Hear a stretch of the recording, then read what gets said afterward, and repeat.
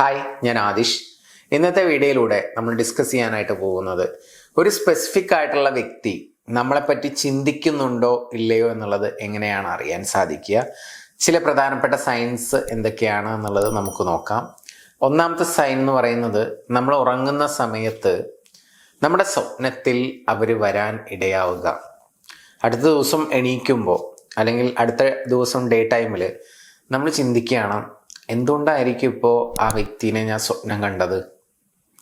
അങ്ങനെ നിങ്ങൾ ഇഷ്ടപ്പെടുന്ന ആ ഒരു വ്യക്തിയാണ് നിങ്ങളുടെ സ്വപ്നത്തിൽ വന്നിട്ടുള്ളതെങ്കിൽ, അല്ലെങ്കിൽ നിങ്ങൾ മാനിഫെസ്റ്റ് ചെയ്യാൻ ആഗ്രഹിക്കുന്ന ഒരു വ്യക്തിയാണ് സ്വപ്നത്തിൽ വരുന്നതെങ്കിൽ, ആ വ്യക്തി നിങ്ങളെപ്പറ്റി ചിന്തിക്കുന്നുണ്ട് എന്നുള്ളതാണ് നിങ്ങൾ മനസ്സിലാക്കേണ്ടത്.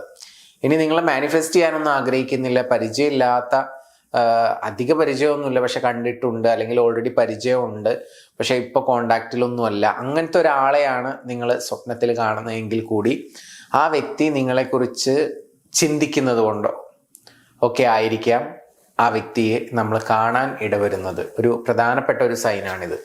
ഒരു വ്യക്തി നമ്മളെപ്പറ്റി നന്നായിട്ട് ചിന്തിക്കുന്നുണ്ടെങ്കിൽ ആ വ്യക്തി നമ്മുടെ സ്വപ്നത്തിൽ വരും എന്നുള്ളത്. ഒന്നാമത്തെ സൈൻ കിട്ടിയില്ലേ?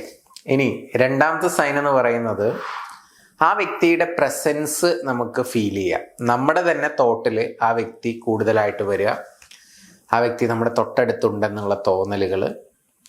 ചിലപ്പോൾ നമ്മുടെ ചുറ്റും നമ്മൾ ആരെങ്കിലും കാണുമ്പോൾ ആ വ്യക്തിയാണോ എന്ന് സംശയിക്കുക, അടുത്ത് ചെല്ലുമ്പോൾ ചിലപ്പോൾ ആ വ്യക്തി ആയിരിക്കില്ല.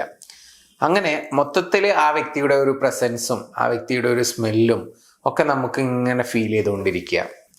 അതൊരു പോസിറ്റീവായിട്ടുള്ള സൈനാണ്. ആ വ്യക്തി നമ്മളെപ്പറ്റി ചിന്തിക്കുന്നു എന്നുള്ളത് നമുക്ക് ഉറപ്പിക്കാം.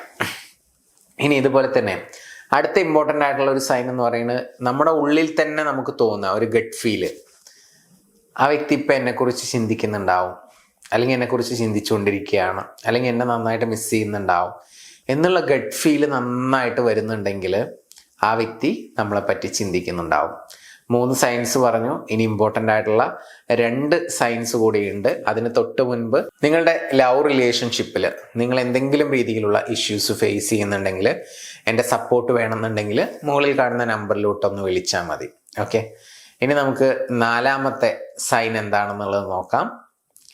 ഇമോഷണൽ ഷിഫ്റ്റ് സംഭവിക്കുക എന്ന് പറയും. ഇപ്പം നമ്മൾ സാധാരണ ചുമ്മാ ഇരിക്കുന്ന സമയത്ത്, ഇപ്പോൾ നമുക്കൊരു വിജയം ഉണ്ടാവുന്ന സമയത്ത് സന്തോഷം ഉണ്ടാവുക, അല്ലെങ്കിൽ എന്തെങ്കിലും ദുഃഖകരമായിട്ടുള്ള ഒരു സംഭവം നമ്മുടെ ലൈഫിൽ സംഭവിക്കുമ്പോൾ സങ്കടം ഉണ്ടാവുക, അല്ലെങ്കിൽ ഒരാൾ ദേഷ്യപ്പെടേണ്ട ഒരു കാര്യം ചെയ്യുമ്പോൾ ആ വ്യക്തിയുടെ ഒരു പ്രവൃത്തി കാണുമ്പോൾ നമുക്ക് ദേഷ്യപ്പെടുക.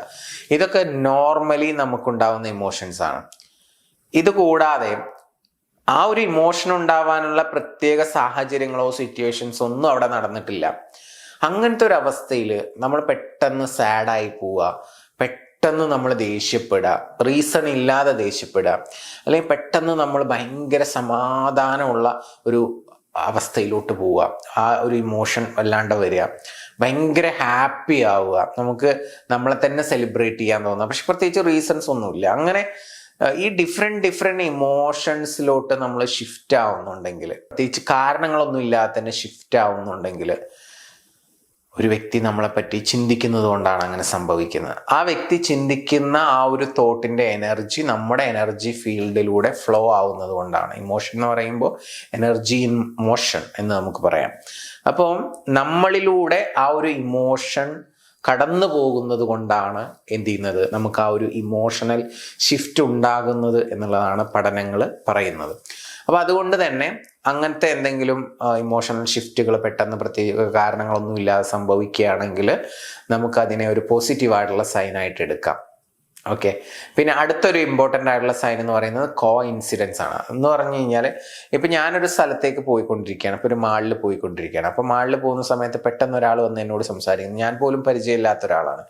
അപ്പോൾ സാറിൻ്റെ വീഡിയോസ് കാണാറുണ്ട്, ഞാൻ ഫോളോ ചെയ്യുന്ന ഒരാളാണ് എന്ന് പറയുമ്പോൾ, ഞാൻ കാണണമെന്ന് ആഗ്രഹിച്ചിരുന്നു എന്നുകൂടി പറയുകയാണെങ്കിൽ സത്യത്തിൽ ആ വ്യക്തി എന്നെ മാനിഫെസ്റ്റ് ചെയ്തതാണ്. കാരണം ആ വ്യക്തി അവിടെ വരുന്ന സമയത്ത് തന്നെ ഞാൻ അവിടെ ചെല്ലണം എന്നില്ലല്ലോ, എനിക്കെപ്പോൾ വേറെ ഏത് സമയത്ത് വേണമെങ്കിലും ചെല്ലാലോ. അപ്പം ഇങ്ങനെ പല സന്ദർഭങ്ങളൊക്കെ നിങ്ങളുടെ ലൈഫിൽ ഉണ്ടായിട്ടുണ്ടാവാം. ചിലപ്പോൾ നമ്മളെ ഒരാൾ കാണുമ്പോൾ അല്ലെങ്കിൽ പരിചയപ്പെടുമ്പോൾ, ഞാൻ കാണണമെന്ന് ആഗ്രഹിച്ചിട്ടുണ്ടായിരുന്നു, അല്ലെങ്കിൽ പരിചയമുള്ള ഒരാൾ തന്നെയാണെന്ന് വിചാരിക്കുക, ഞാൻ നിന്നെപ്പറ്റി ഇന്നലെ ചിന്തിച്ചിട്ടേ ഉള്ളൂ എന്നൊക്കെ ചിലപ്പോൾ പറയും, അല്ലേ?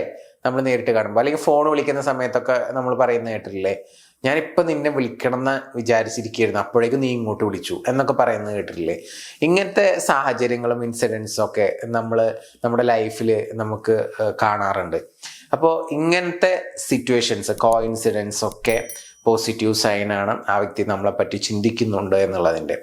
അപ്പോൾ ഏകദേശം 5 സൈൻസ് ആണ് പറഞ്ഞത്. ഈ സൈൻസ് ഒക്കെ കാണുന്നുണ്ടെങ്കിൽ പോസിറ്റീവായിട്ടിരിക്കുക.